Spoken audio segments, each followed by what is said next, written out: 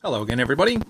Just for a change of pace, I thought I'd do a review on a Toyota Celica model by Tamiya. This is an older kit now, just like the car, unfortunately, and I'm showing my age because I used to own one of these. I had a 97, 98 version of it, if memory serves, and absolutely loved it, which is why I bought this kit. Now, I believe Tamiya does a GT version as well. For those of you that want GT version, it's got the different bonnet and a few other bits and pieces, but yeah, so I've just got the standard one. I thought we'll have a quick look, see what's inside it, and just take a little break from sci-fi for a moment. Alright, so let's have a look. So typical Tamiya blurbs on here, gives you a rundown on the vehicles in English and other languages. That's good, and we'll just have a quick look through the instructions and see what it's all about. Alright, so engine.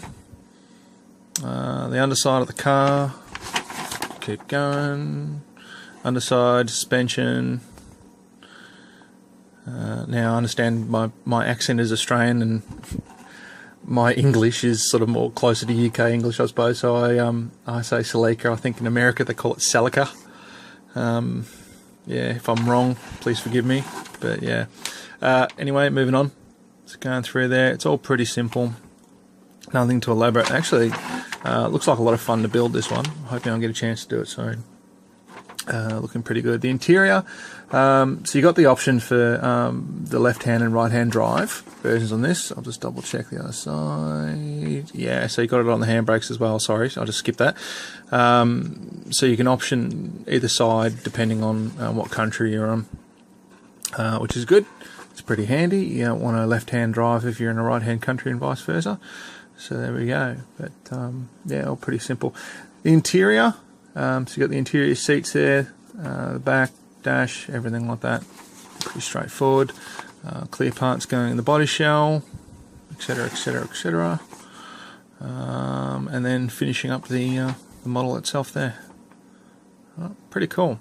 Doesn't look like there's an option for the boot, but there's certainly an option to open up the bonnet and have a look inside there, which is cool. I don't know why you'd want to look in the boot unless you're checking for a spare tyre or something, but anywho, not funny. Moving on. Alright, so let's have a look at the first couple of parts we got here.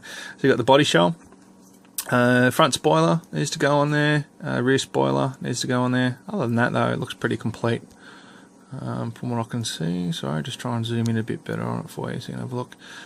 Nice engraved panel lines around the doors and openings. Pretty neat.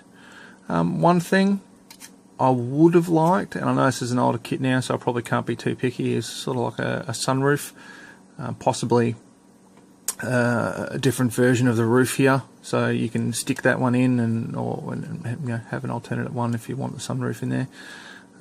That'd be something to look at. I wonder if there's aftermarket available for that. If anyone knows, let us know. That'd be pretty cool because mine had the sunroof, and I'd love to have a model that was the same. So it looks pretty good, not too bad. Let's check on the interior. Alright, so the interior details. Alright, so that's the console there. That's actually pretty good.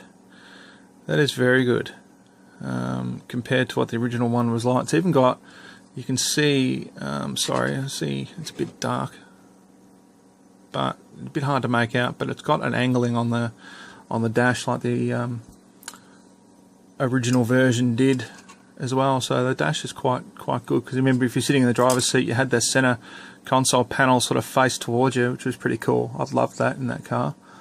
And they've done that really well on the kit as well. Seats all look pretty good. Underside, I honestly can't tell you what the underbody of my car looked like. It's not something I'll pay too much attention to. And then steering wheel, other bits and pieces, manual. Yep, I like it. I reckon that's excellent. So the detail's pretty good. I can't see any flash, no injection marks, anything like that. That's anywhere that you're going to need to be cleaning it up. So it's typical Tamiya. It's very nicely moulded, and yeah, quite neat. I've taken the center section or the interior section off the sprue just to have a better look at it. Really very little cleaning up there. That's just a little bit where I've been a bit messy taking off. Back seats So I apologise, it is a bit hard to see them, but that's why I'm moving around so you can still see the light on there. Back seats look pretty good, and about the right size. You could barely fit a child in there. Alright, so moving on. That'll be under the boot or the fuel tank. That'll be where the spare is underneath the car, when you see it underneath the car, that is. The exhaust system. There's your front spoiler. I'll turn that upside down. There it is there.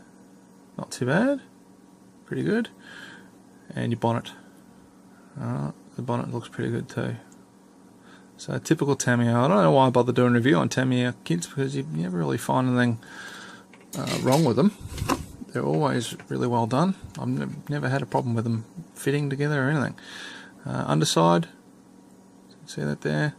Rear spoiler, and you got your, I'm assuming that's a radiator. Going through all your other bits and pieces, bits of suspension, so on and so forth. Clear parts.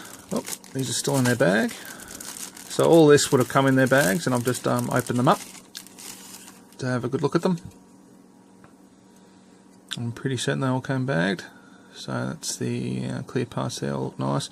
You even got the demister on the back window there. Very cool. The indicators and headlights and everything there, I'll probably run, I'll probably paint those with the Tamiya clear colours, like the oranges and the reds. They seem to work pretty well on the Armour models, and I've never built a car before. So if there's something different you need to do, let me know. By all means, put it in the comments so viewers are aware. But yeah, that's probably what I'll try there. Maybe put a bit of silver background or something in there. I'm not sure. I'll have a look. Tyres. Tyres are pretty good detail. So just try and zoom in a little bit for you. And there's nothing wrong with the camera. It is all the operator. Alright, there we go. So that looks pretty good, doesn't it? Not too bad. A little bit of flash on there. But that's, you know, it's a rubber part. That's easy enough to get rid of. I quite like those. They're pretty cool. Is there any markings on the side of them? Potenza. There you go. Alright. Curiously enough, it's got the markings on both sides, so if you can't get it back to front, don't need to worry. And we'll just zoom back out. And those are the mags. Alright, so those look pretty standard with what came in the car. There'd be aftermarket options, things like that you could muck around with. My one was actually black, so I'm going to paint this model black, and I will actually put my actual rego on there. I'll print out a decal and put my own registration on there, and yeah, I had an absolute ball with this car. I loved it. I was really sad when I sold it. I really didn't want to sell it. It was an awesome car. Not overly powerful, like it wasn't a turbo version or anything like that, so it wasn't overly powerful, but it was just a lot of fun to drive, and I do miss it. So we'll just put that away, and we'll just finish up here. So pretty simple. All easy instructions. Model looks good. Panel lines look good. You know, a bit of the box art for you. Let's have a look at what they've put on there.